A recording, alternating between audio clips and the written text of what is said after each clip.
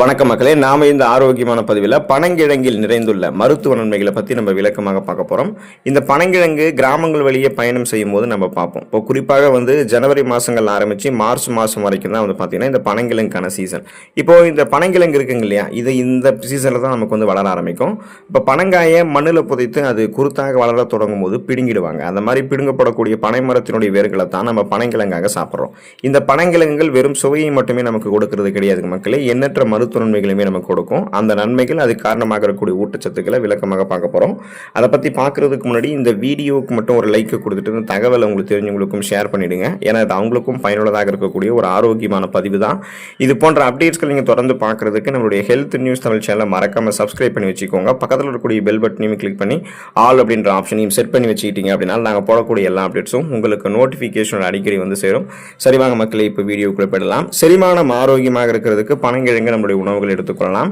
பனங்கிழங்கு உணவு செரிமானத்திற்கு தேவைப்படக்கூடிய என்சைமை உற்பத்தி செய்யறதால செரிமானத்தை எப்போதுமே சீராக வைக்கும். அதோடு உணவினுடைய ஊட்டச்சத்து உறிஞ்சுதலையுமே வேகமாக வைக்கும். இப்போ நம்ம சாப்பிடக்கூடிய உணவுகள் செரிமானமாக ஆரம்பிக்கும். செரிமானமான உணவுகள் ஊட்டச்சத்துக்கள் உறிஞ்சப்படும். ஊட்டச்சத்துக்கள் உறிஞ்சப்பட்டது போக மீதம் இருக்கக்கூடிய கழிவுகள் வெளியேற்றப்படும். காரணம், பனங்கிழங்குல ஃபைபர் என்று சொல்லக்கூடிய நார்சத்து இருக்கு.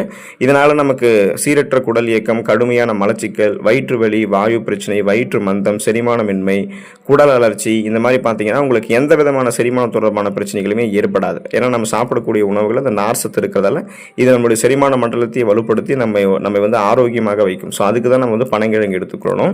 ரத்த ஓட்டத்தை அதிகரிக்கக்கூடியது பனங்கிழங்குங்க. உங்களுக்கு அனிமியா அப்படின்னு சொல்லக்கூடிய இரும்புச்சத்து குறைபாடு நோய் இருக்கு அப்படின்னா பனங்கிழங்கு எடுத்துக்கிட்டீங்கன்னா அந்த நோய்கள் நீங்க விடுபட்டு விடலாம். இரும்புச்சத்து குறைபாடு ஏற்படும் போது நம்மளுடைய உடம்புகளில் பார்த்தீங்கன்னா ரத்த சிகப்பணுக்கள், அந்த ரத்தத்தில் இருக்கக்கூடிய ரத்த சிகப்பணுக்கள் குறைய ஆரம்பிக்கும். ரத்த சிகப்பணுக்கள் குறையும் போது அதில் இருக்கக்கூடிய ரத்த புரதமான ஹீமோகுளோபினுடைய எண்ணிக்கை குறையும். ஹீமோகுளோபின் தான் நம் உடல் உறுப்புகள் அனைத்து பாகங்களுக்கும் ஆக்சிஜனை சப்ளை பண்ணுது. ஸோ அப்படிப்பட்ட ஹீமோகுளோபின் குறையும் போது நமக்கு மயக்கம், தலைவலி, குமட்டல், வாந்தி, சோர்வு, உடல் பலவீனம், கவனமின்மை இந்த மாதிரி அறிகுறிகள்லாம் தென்பட ஆரம்பிக்கும்.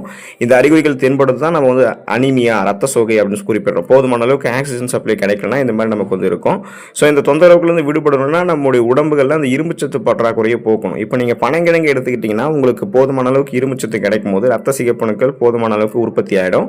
அதில் இருக்கக்கூடிய ரத்த புரதமான ஹீமோகுளோபின் உங்களுக்கு போதுமான அளவுக்கு ஆக்சிஜன் சப்ளை செலுத்தும் போது இந்த ரத்த சோகை பிரச்சனைகள் விடுபட்டு விடுவீங்க. அந்த அறிகுறிகள் எதுவுமே உங்களுக்கு இருக்காது. ரத்த ஓட்டம் சீராகவே உங்களுடைய உடல்ல இருக்கும். ரத்தத்தில் இருக்கக்கூடிய அந்த கெட்ட கிருமிகள் எல்லாமே உங்களுக்கு அழிக்கப்படும். இதனால நீங்க சுறுசுறுப்பாக இயங்க ஆரம்பிப்பீங்க. அதுக்கு தான் நீங்க பனங்கிழங்கு எடுத்துக்கொள்ளணும். உங்களுடைய உடல் எடையை எந்த விதமான பக்க விளைவுகளும் இல்லாமல் ஆரோக்கியமான முறையில் குறைக்கிறதுக்கு ஒரு டயட் ஃபுட் நீங்களா தேடிக்கிட்டு இருக்கீங்க அப்படின்னா கண்டிப்பாக உங்களுடைய உணவுகளை நீங்கள் பனங்கிழங்கு சேர்த்துக்கலாம். ஏன்னா ஒரு சில உணவுகள் மட்டும்தான் அதிக ஊட்டச்சத்தும் கொண்டிருக்கும், குறைவான கலோரிகளையும் கொண்டிருக்கும். அந்த வகையில் பனங்கிழங்கு மிகச்சிறந்த உணவாக இருக்கும்.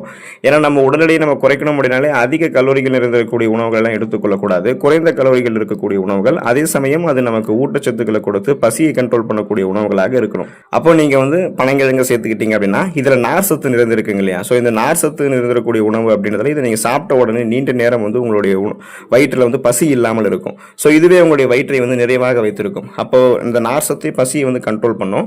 குறிப்பாக பார்த்தீங்கன்னா உங்களை அதிகப்படியான கலோரிகள் இருந்திருக்கக்கூடிய உணவுகள்லாம் எடுத்துக்கொள்ள விடாது. ஸோ அப்போ வெயிட் இன்னும் இன்க்ரீஸ் ஆகாமல் அதை முதல்ல ஸ்டாப் பண்ணிக்குவீங்க. இதில் இருக்கக்கூடிய அந்த நார் சத்து ஏற்கனவே உங்களுடைய உடலில் தேங்கிருக்கக்கூடிய அதிகப்படியான கொழுப்புகளை கரைத்து உங்களுக்கு ஆற்றலாக மாற்றி கொடுத்துரும். அதாவது கொலஸ்ட்ரால்ஸை எனர்ஜியாக கன்வெர்ட் பண்ணி எரிச்சிறதால உங்களால் பார்த்தீங்கன்னா அந்த தேவையில்லாத கொழுப்புகளோட சுத்த முடியாது. அந்த கொழுப்புகள், தொப்பை போன்ற அமைப்பு இதெல்லாமே உங்களுக்கு குறைக்கப்படும். ஸோ குறிப்பாக பார்த்தீங்கன்னா இந்த மாதிரி தான் நீங்கள் பசியை கண்ட்ரோல் பண்ணி வெயிட் லாஸ் பண்ண முடியும். அப்போ அதுக்கு ஒரு 3 மாதங்கள்லேருந்து 6 மாத காலம் எடுக்கும். அந்த வரைக்குமே நீங்கள் ஒரு டயட் ஃபுட் தேடிக்கிட்டு இருக்கீங்கன்னா பனங்கிழங்குமே நீங்கள் எடுத்துக்கொண்டு உடல் எடையை பக்க விளைவுகளே இல்லாமல் ஆரோக்கியமான முறையில் குறைச்சு கொள்ளலாம். இதயம் ஆரோக்கியமாக இருக்கிறதுக்கு பனங்கிழங்கு எடுத்துக்கலாம். பனங்கிழங்கு ஒமேகா 3 கொழுப்பு அமிலத்திற்கு சிறந்த மூலமாக இருக்கிறதால ஸோ நல்ல கொலஸ்ட்ரால்களை மட்டுமே அதிகரிக்கக்கூடிய உணவாக இருக்கு. இதனால கெட்ட கொலஸ்ட்ரால்களுடைய அளவையுமே கணிசமான அளவில் பனங்கிழங்கு குறைச்சிடும். ஒமேகா 3 இருந்தாலே நோய் அலர்ச்சி பிரச்சனைகளுக்கெல்லாம் அது பலன் தரும். எனவே இயற்கையான முறையில் இதய ஆரோக்கியத்தை மேம்படுத்துவதற்கு பனங்கிழங்கு சிறந்ததாக இருக்கு. பொட்டாசியம் தேவையும் பனங்கிழங்கு பூர்த்தி செய்வதால் ரத்த குழாய் அடைப்பையுமே தடுக்குது. இதனால மாரடைப்பு, பக்கவாதம் போன்ற பாதிப்புகள் வராமல் தடுக்கிறதுக்கு பனங்கிழங்கு ஹெல்ப் பண்ணும். அதாவது நம்ம சாப்பிடக்கூடிய உணவுகளில் பொட்டாசியம் இருந்ததுன்னா அது நம்மளுடைய உடல் நரம்புகள் இருக்கக்கூடிய இறுக்கங்களை தளர்த்தி உடல் நரம்புகள் வழியாக ரத்த ஓட்டத்தை போதுமான அளவுக்கு உடல் உறுப்புகளுக்கு செலுத்தும். அதே போல நம்ம எடுத்துக்கொள்ளக்கூடிய இந்த பனங்கிழங்கு பார்த்தீங்கன்னா கொலஸ்ட்ரால் நீக்கக்கூடிய வழிமுறை இருக்கு. இது இதயத்துக்கு தீங்கு விளைவிக்கக்கூடிய கெட்ட கொழுப்புகளை குறைச்சிடும். ரத்த நாளங்களில் படிந்திருக்கக்கூடிய கொழுப்புகளை அகற்றி ரத்த ரத்த நாளங்கள் வழியாக ரத்த ஓட்டத்தை இதயத்துக்கு அனுப்புறதால இதயத்தினுடைய ஃபங்க்ஷன்ஸ் வந்து சிறப்பாக நடக்கிறதால எந்த விதமான இதயம் தொடர்பான பிரச்சனைகளுமே நமக்கு வந்து இருக்காது. நோய் எதிர்ப்பு சக்தி திறனை மேம்படுத்திக் கொள்வதற்கு பனங்கிழங்கு எடுத்துக்கலாம். நோய் எதிர்ப்பு சக்தியை அதிகரிக்கிறதுல பனங்கிழங்கு நல்ல பலன் அளிக்கும். விட்டமின் சி என்று சொல்லக்கூடிய உயிர் சத்து பனங்கிழங்குகளை நிறைந்திருக்கிறதால நோய் தொற்றுகளை எதிர்த்து போராட உதவக்கூடிய ரத்த வெள்ளை அணுக்கள் ஒயிட் பிளட் செல்ஸை அதிகரிக்க செய்து விட்டமின் ஏ பனங்கிழங்குல இருக்கிறது. அதே போல ஆன்டி ஆக்சிடென்ட்டும் இருக்கு. எனவே நோய் எதிர்ப்பு சக்தி வேணும் அப்படின்னா பனங்கிழங்குகள் நீங்க தாராளமாக எடுத்துக்கொள்ளலாம். ஸோ இது வந்து உங்களுடைய இம்யூன் பவரை இன்க்ரீஸ் பண்ணும். அந்த நோய் எதிர்ப்பு சக்தி திறனை அதிகப்படுத்தி நமக்கு இருக்கக்கூடிய சாதாரணமான நோய்களான சளி, காய்ச்சல், இருமல், தலைவலி இந்த மாதிரி பிரச்சனைகள் எல்லாத்தையுமே குணப்படுத்திடும். சீசனலாக புதுசாக அட்டாக் ஆகக்கூடிய பாக்டீரியா, வைரஸ் போன்ற பருவகால தொற்று வியாதிகளுமே நமக்கு வந்து வராமல் தடுக்கும். புற்றுநோயை தடுக்கக்கூடியது நாம் எடுத்துக்கொள்ளக்கூடிய பனங்கிழங்குங்க. இயற்கையான முறையில் ஆன்டி ஆக்சிடென்ட் அள்ளித்தரக்கூடிய பனங்கிழங்கு புற்றுநோய் செல்களுக்கு எதிராக போராடுவதற்கு நமக்கு ஹெல்ப் பண்ணும். Vitamin C, vitamin A, amino அமிலங்கள், புரோட்டீன் என அனைத்துமே ஒரு சேர பனங்கிழங்குல கிடைக்காதால புற்றுநோய் செல்களுடைய வளர்ச்சியை தடுக்கிறதுக்கு இது ஹெல்ப் பண்ணும். ஸோ ஃப்ரீ ரேடிக்கல்ஸ் என்று சொல்லக்கூடிய தீங்கு விளைவிக்கக்கூடிய புற்றுநோய் செல்களிலிருந்து விடுதலை பெறுவதற்கு பனங்கிழங்கு நம்ம எடுத்துக்கொள்ளலாம். புற்றுநோய்கள் பரவாமல் தடுத்துக்கலாம். புற்றுநோய்கள் நம்மளுடைய உடல் உறுப்புகளில் வந்து பார்த்தீங்கன்னா ஃபர்ஸ்ட் அட்டாக் ஆகாத வரைக்குமே நம்ம ஆரோக்கியமாக வந்து நம்மளுடைய உடல் உறுப்பை வந்து வைத்துக் கொள்ளலாம். எலும்புகள், தசைகள், பற்கள் வலுப்பெறுவதற்கு பனங்கிழங்கு எடுத்துக்கலாம். ஏன்னா பனங்கிழங்குல வந்து கால்சியம் சத்து நிறைஞ்சிருக்கு. தசைகள் வந்து வளர்ச்சி ஆரோக்கியமாக இருக்கிறதுக்கு, தசைப்பிடிப்பு, தசை வலி எதுவுமே ஏற்படாமல் தசைகளில் இறுக்கங்கள் இல்லாமல் இருக்கிறதுக்கு, தசைகள் வலுப்பெறுவதற்கெல்லாம் பனங்கிழங்கு மிக நல்லது.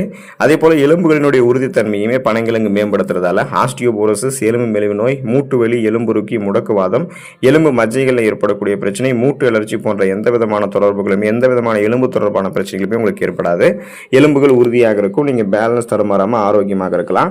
பற்களினுடைய உறுதித்தன்மைக்குமே பனங்கிழங்கு நல்ல பலன் கொடுக்கும். ஏன்னா கால்சியம் சத்து இருக்கு. இதனால அந்த பற்சொத்தை ஏற்படுவது, பற்சிதைவு ஏற்படுவது இந்த மாதிரி பிரச்சனை இருக்காது.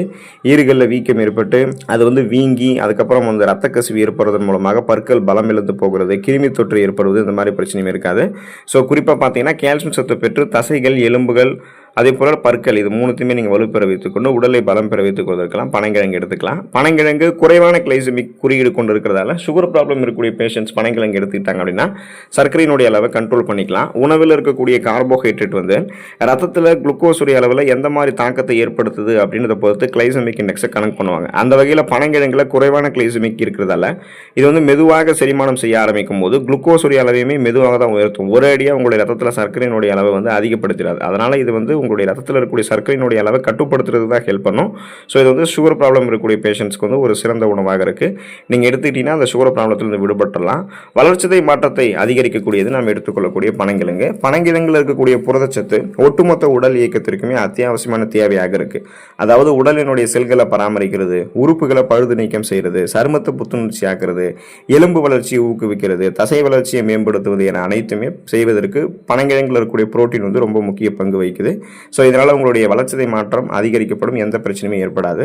அப்போ நீங்கள் பனங்கிழங்கு கிடைக்கக்கூடிய அந்த குறிப்பிட்ட சீசன்லேயே பனங்கிழங்கு அளவுக்கு அதிகமாக சாப்பிடாம அளவாக எடுத்துக்கொண்டு அதில் இருக்கக்கூடிய ஊட்டச்சத்துக்களை பெற்று நலமாக வாழுங்க. அடுத்த ஆரோக்கியமான பதிவில் மறக்காமல் சந்திப்போம். நன்றி மக்களே.